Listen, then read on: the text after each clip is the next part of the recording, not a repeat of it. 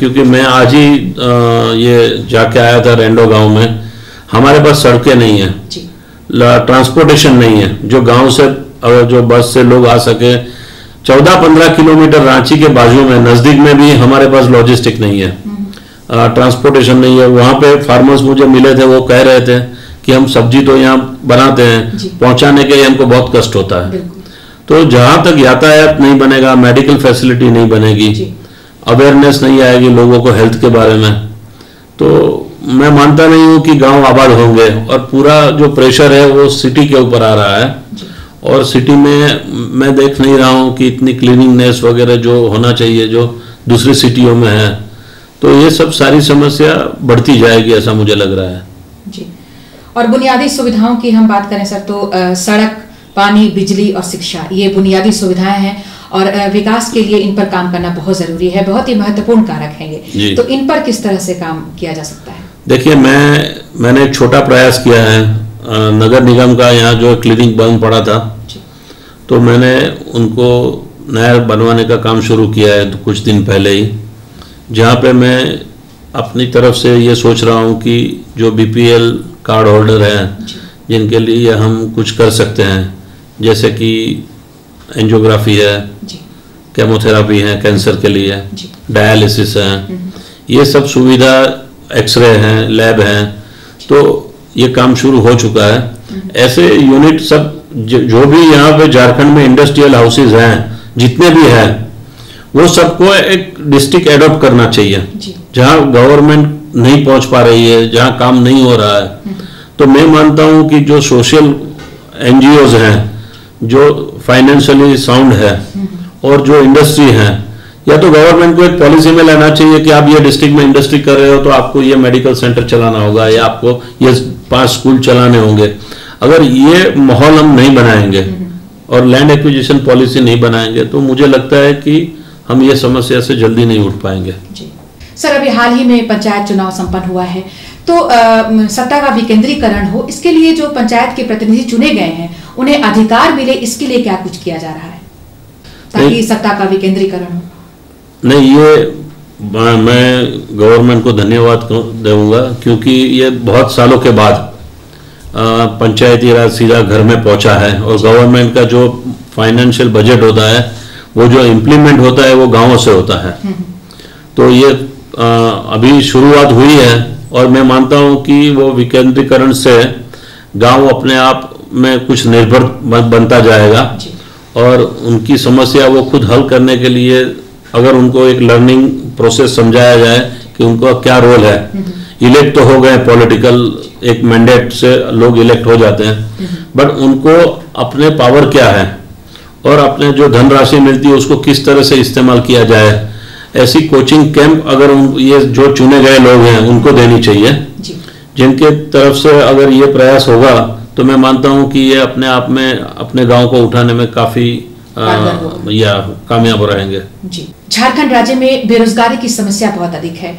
हम देख रहे हैं कि यहाँ प्रतिदिन हमारे जो युवा हैं, चाहे वो लड़का हो या लड़की हो, हमारे जो मजदूर हैं वो पलायन कर रहे हैं, जबकि हमारा जो झारखंड राज्य है वो प्राकृतिक संपदाओं से भरपूर है। यहाँ पर प्रचुर मात्रा में खनिज पाए जाते हैं। तो हम जानना चाहेंगे कि क्या कुछ करें कि इन्हीं प्राकृतिक संपदाओं का उपयोग करके, इन्हीं खनिजों का उपयोग करके हम यहीं पर उनको रोजगार दिला सके, ताकि पलायन को हम रोक सकें। ये आपकी बात से मैं बिल्कुल सहमत हूँ। हम जहाँ इंडस्ट्रियलाइजेशन करेंगे तो हमारे जो युवा धन है जो बाहर जा रहा है, और बाहर जाके तो वो काम करता ही है, बट यहाँ उसको मौका नहीं मिलता है। यहाँ मौका इसलिए नहीं मिल रहा है कि यहाँ पे डेवलपमेंट नहीं हो रहा है। अगर यहाँ डेवलपमेंट होगा तो मैं मानता हूँ झारखंड के पास जो रिसोर्सेस है पूरे कंट्री में, जैसे गोल्ड माइंस है, कोल माइंस है, एल्यूमिनियम माइंस है, ये इतने रिसोर्सेज हमारे पास है कि हम लोग देखते हैं कि गल्फ की बात करते थे, यूएई यानी अबू धाबी, कुवैत, मस्कत, वहां पे जो रिसोर्सेज है उससे ज्यादा हमारे पास रिसोर्सेज हैं। और झारखंड मैं बोलता हूँ यूएई से भी बढ़कर बन सकता है, बट उसके लिए थंब रूल ये है कि हमारे माइंस पे जो कब्जा है वो गवर्नमेंट का पूरा कंट्रोल होना चाहिए। जो चोरियां हो रही है माइंस की वो नहीं होनी चाहिए, और जहां पे जो रिसोर्सेज से हम बाई प्रोडक्ट बना सकते हैं, जैसे कोल के ऊपर हम क्यों पावर प्लांट नहीं लगा सकते हैं, जहां पे एल्यूमिनियम है वहां पे एल्यूमिनियम प्लांट लगा दें, तो ये सब सारा होगा। और उसके लिए थोड़ा ट्राइबलों को भी कॉम्प्रोमाइज करना होगा, क्योंकि कोई भी प्रोजेक्ट लैंड के बिना तो होता नहीं है, कोई एयर में तो कुछ होने वाला नहीं है। अगर हम सोचेंगे कि हम लैंड का सेक्रीफाइस नहीं करेंगे, तो आज तो आप इंडिविजुअल लैंड का सेक्रीफाइस नहीं कर रहे हो, बट आप तो आपकी फैमिली का सेक्रीफाइस कर रहे हो, क्योंकि जो पुराने लोग हैं और आज की युवा पीढ़ी है, वो युवा पीढ़ी के बारे में अगर वो ट्राइबल हो, चाहे तो जो भी कम्युनिटी से हो, या शेड्यूल कास्ट से हो, ट्राइबल से हो, उनको ये देखना होगा कि हमारे बच्चों का भविष्य किसमें अच्छा है, बेहतरीन है। अगर आपके घर में फैक्ट्री लगती है या आंगन में कुछ इंडस्ट्रियलाइजेशन होता है, तो लॉन्ग टर्म में एक यूनिट से आपको बहुत बड़ा रिसाइकलिंग बेनिफिट मिलता है, लॉजिस्टिक का। दूसरा, आजू बाजू में सब छोटी मोटी फैक्ट्रियां लगेगी, तो मैं मानता हूं कि ये समस्या से हम लोग बहुत कुछ हल कर सकते हैं। जी, एक और झारखंड की बहुत बड़ी समस्या है नक्सल समस्या, तो इस पर हम आपकी राय जानना चाहेंगे। ये नक्सल समस्या मैं मानता हूं कि बहुत जटिल समस्या है और उसके भीतर जाना होगा। हम नक्सलों को भी नहीं कह सकते कि वो नक्सल है, इसमें क्यों जुड़ गए हैं, क्योंकि उनकी भी कुछ मजबूरियां हैं। उसमें पुलिस और गोली या मिलिट्री फोर्स से ये काम हो सकता है, ऐसा मैं नहीं मानता हूं। इसके लिए एक हीलिंग प्रोसेस होना चाहिए, और अक्रॉस द टेबल जब हम पाकिस्तान से बात कर सकते हैं, चाइना से बात कर सकते हैं, तो why can not meet with our people. तो उनके साथ टेबल पे बैठ के और एक कुछ मुद्दों पे कंक्लूजन करना पड़ेगा कि भाई इनकी डिमांड क्या है। समझो कि ये 8 मुद्दे लाते हैं, गवर्नमेंट 10 मुद्दे लाती है, उसमें से जितने भी मुद्दे को हम एक्सेप्ट कर सकते हैं, गवर्नमेंट एक्सेप्ट कर सकती है, या तो कोई ऐसी एजेंसी बनाती है गवर्नमेंट के नक्सलों को सेटल करने के लिए, ना कि उसको खत्म करने के लिए।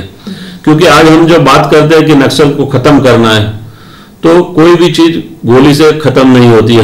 हमारी जो आजादी भी आई है वो गोली से नहीं, हाँ, तो हमारी आजादी भी जो आई है वो अल्टीमेटली टेबल पे हुई है, क्योंकि बहुत टाइम अंग्रेजों ने गोली चलाई, क्या हुआ, तो उनको भी सेटल करना पड़ा था। तो हमको भी, हमारे जो नक्सलाइज लोग हैं वो हमारे स्टेट के हैं, हमारे ही भाई बहन हैं, तो उनके साथ बैठ के ये समझौता करना चाहिए। तो मुझे लगता नहीं है कि इसमें बहुत, बट ये एक है कि पॉलिटिकल विल पावर से ये काम हो सकता है। गांव-गांव तक, ब्लॉक स्तर तक स्वास्थ्य सुविधाएं पहुंचे, इसके लिए क्या कुछ किया जा सकता है?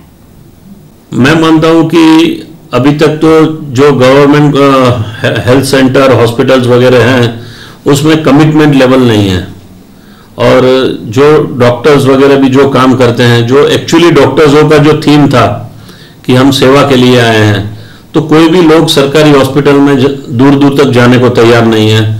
हर लोगों को सिटी के अंदर रहना है, गांव में कोई जाने को तैयार नहीं है, क्योंकि गांव में वो एटमॉस्फेयर नहीं मिलता है। उनकी शिकायत भी कुछ अंश पे ठीक है, बट जब तक हम कंबाइंड रिस्पॉन्सिबिलिटी नहीं करेंगे कि भाई ये डॉक्टर कुछ दिन तक गांव में रहना ही पड़ेगा कंपलसरी, और फिर उनको शहर में प्रैक्टिस करने का लाइसेंस मिलेगा। जो हमारे गुजरात स्टेट के अंदर एक ऐसा प्रैक्टिस हुआ था कि भाई कंपलसरी जो नए ग्रेजुएट MBBS होते हैं उनको गांव में ही रहना पड़ता है, वो सिटी के अंदर नहीं आ सकते हैं। वो वहाँ की ट्रेनिंग लेके उसको डिस्ट्रिक्ट लेवल पे लाया जाता है, और फिर उनको स्टेट लेवल पे आने की अनुमति मिलती है।